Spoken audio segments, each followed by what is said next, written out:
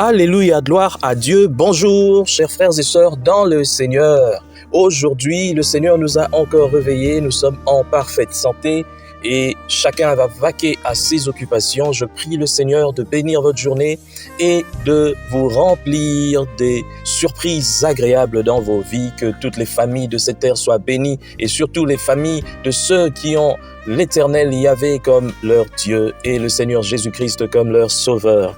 Bienvenue à une minute de prière de ce vendredi 8 septembre 2023.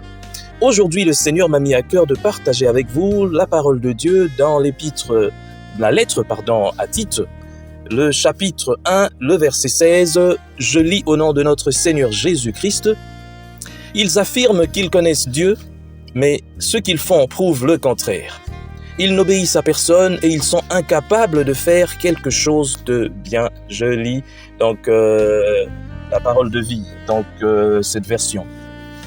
Chers frères et sœurs dans le Seigneur, c'est bien de connaître Dieu. Connaître Dieu. Aujourd'hui, tout le monde s'affiche sur les réseaux sociaux, s'affiche dans la vie, colle des étiquettes et puis sur le téléphone, en des chansons, glorifie Dieu, font des photos à l'église, tout le monde se dit serviteur, appelé et ainsi de suite.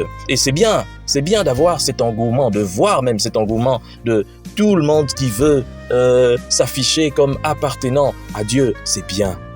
Mais qu'en est-il de connaître Dieu réellement? Est-ce que connaître Dieu, c'est tout simplement afficher Dieu dans les réseaux sociaux, se dire de Dieu, aller à l'église, aller dans des programmes et faire ces choses?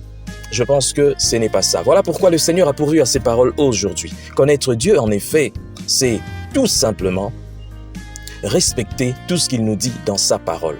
Chaque fois que je lis la parole de Dieu, chaque fois que je me prépare pour faire une petite exhortation ou une prédication, je me dis toujours, la parole de Dieu est tellement simple, mais nous aimons tellement la compliquer. Les hommes d'aujourd'hui disent connaître Dieu. Je connais Dieu. Comme la fois passée, on disait j'aime Dieu. Mais en réalité, ils s'aiment eux-mêmes. Incapables d'aimer les autres. Comment peux-tu dire que tu aimes Dieu lorsque tu es incapable d'aimer ton frère, d'aimer ta sœur qui est à tes côtés? Et deux fois même, incapable d'aimer celui ou celle avec qui vous êtes nés du même père et d'une même mère. Ça encore, c'est très grave. Comment peux-tu aimer Dieu que tu ne vois pas lorsque celui avec qui tu dormais peut-être côte à côte, tu n'arrives pas à l'aimer? Lorsque celui-là que tu appelles ton sang, le sang de ton père, de ta mère, tu n'arrives pas à l'aimer. Il y a tellement d'hypocrites et puis des faux dans l'église aujourd'hui. Voilà pourquoi la parole de Dieu doit être prêchée. Ils font profession de connaître Dieu, mais ils le renient par leur comportement, par ce qu'ils font. Ce qu'ils font prouve qu'ils ne connaissent pas Dieu. Ce qu'ils font prouve qu'ils sont loin de Dieu. Je pense encore à ce musicien qui a chanté. Même si vous avez construit tout près de Dieu, ça veut dire en hauteur, comme font les Blancs. Même si vous avez construit aussi à côté des églises, vous êtes toujours loin de Dieu. La tour de Babel, les hommes pensaient atteindre Dieu. Dieu ne l'atteint pas physiquement, on l'atteint spirituellement. À moins d'être un être spirituel pour atteindre Dieu. Mais combien sommes-nous vraiment spirituels dans cette église visible? Tant de personnes et des chrétiens entre guillemets charnels, des gens qui ne pensent qu'à eux-mêmes, des gens qui sont incapables d'aucune bonne œuvre, des égoïstes, des gens qui veulent s'enrichir, non pas eux-mêmes seulement, mais sur le dos des autres. On appauvrit de plus en plus les autres pour devenir riches. Honte à vous qui faites ces choses.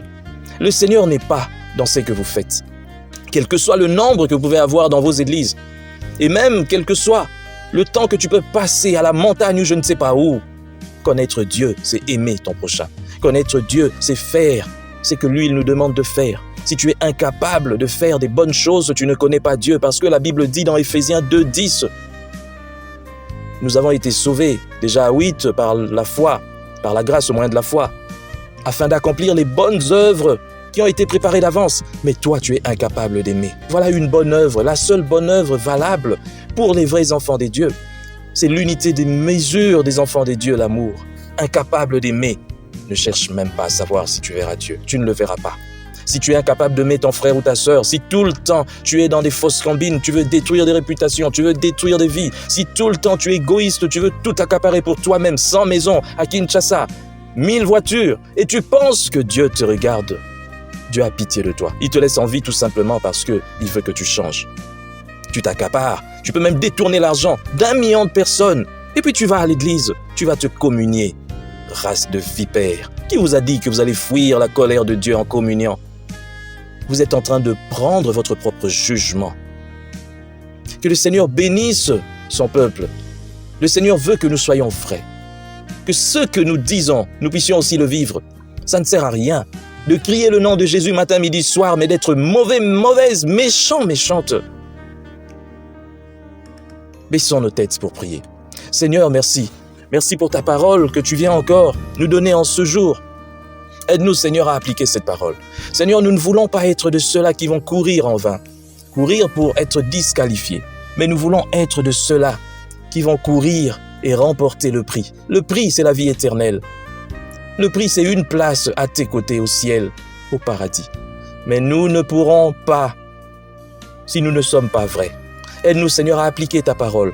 Aide-nous à te connaître de plus en plus et à nous laisser transformer. Nous te bénissons pour toutes choses. Au nom de Jésus. Amen. Bonne journée à vous et que le Seigneur vous bénisse tous. Chers frères et sœurs, dans le Seigneur, vous avez l'occasion de servir Dieu avec votre temps, avec votre intelligence, mais aussi avec vos moyens. Soutenez, restez unis dans 1 minute de prière chaque jour. Écrivez-nous, envoyez vos dons ici. Que Dieu vous bénisse.